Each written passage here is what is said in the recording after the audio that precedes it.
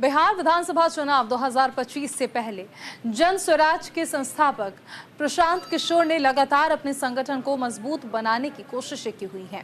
प्रशांत किशोर ने आज अपने संगठन की महिला प्रकोष्ठ की बैठक को संबोधित किया। इस दौरान उन्होंने महिलाओं को लेकर एक बड़ा ऐलान किया। मीडिया से बात करते हुए प्रशांत किशोर ने कहा कि हम लोग आगामी बिहार विधानसभा चुनाव में 243 सीटों पर चुनाव लड़ने जा रहे हैं, जिसमें से 40 सीट पर महिला उम्मीदवार होंगे। और इतना ही नहीं, 2030 में जब बिहार में चुनाव होंगे तो हमारे संगठन से महिला उम्मीदवारों की संख्या 80 होगी। प्रशांत किशोर ने कहा कि 60 साल तक कांग्रेस की सरकार देश में थी।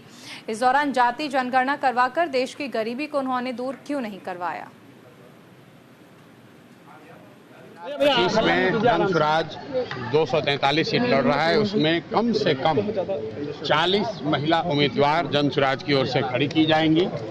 दूसरी बात हमने ये भी कही कि 5 वर्ष का और समय मिला, 2030 में कम से कम 70 से 80 महिलाओं को जन स्वराज के प्लेटफॉर्म से प्रशिक्षित करके उनके पीछे अपनी ताकत, बुद्धि, शक्ति, व्यवस्था लगाकर उनको नेत्री बनाने का जो अभियान है वो शुरू किया है। ये कोई महिला प्रकोष्ठ की बैठक नहीं है, ये महिलाओं को सही मायनों में नेत्री बनाने का प्रयास है।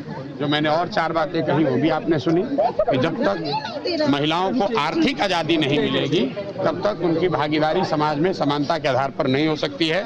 इसलिए जन स्वराज का जो पूरा अभियान है कि सबसे पहले 40 महिलाओं को विधानसभा में जिताकर पहुंचाया जाए।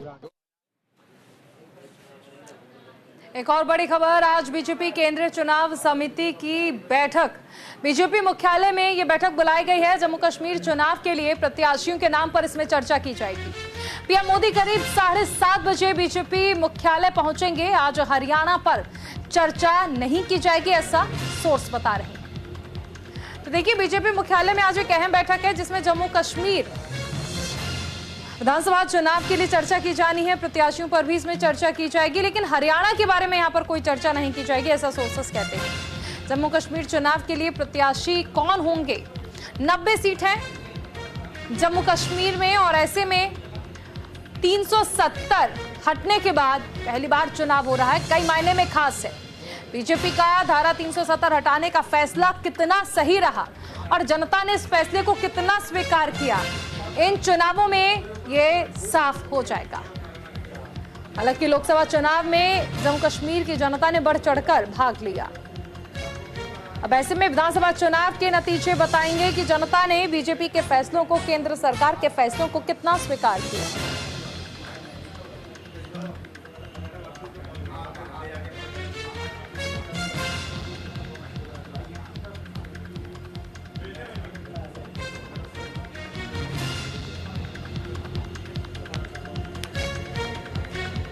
तो बीजेपी मुख्यालय में ये बैठक बुलाई गई है। 7:30 बजे ये बैठक होगी।